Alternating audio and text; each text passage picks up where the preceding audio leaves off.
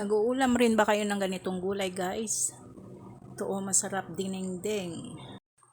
Ang mga sangkap ay gabis, singkamas, sigarilyas, sitaw, okra, at yung dahon ng kangkong. Una, isa lang na natin yung kaserola, ilagay na natin yung luya, saka yung sahog na hito, inihaw na hito. Ayan, pagkaraan ng ilang minuto at kumulo na, lagyan na natin ng bagoong. Konting bagoong lang, guys. Tapos seasoning granules. Lagay na rin natin yung gabi kasi mas matagal maluto yung gabi, kasi kaya unahin na natin. Pagkaraan ng ilang minuto, naluto na yung gabi, tanggalin na natin yung sahog para hindi siya madurog.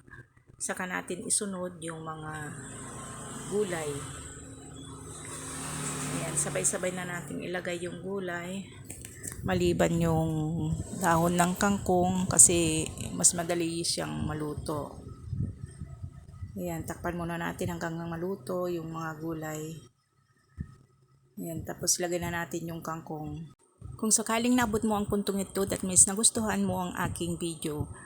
Kaya paki-like and share naman. At kung ngayon ka lang napadaan sa aking YouTube channel, huwag mo sanang kalimutang pindutin ang subscribe button. Ayan guys, sana hindi kayo nagsasawa sa panonood sa aking mga ina-upload. Ayan, linagyan ko na siya ng pampaasim na sinigang mix with gabi. Sarap itong guys na dinengdeng, kaya i-try nyo rin. Thank you for watching guys. God bless everyone. Bye-bye.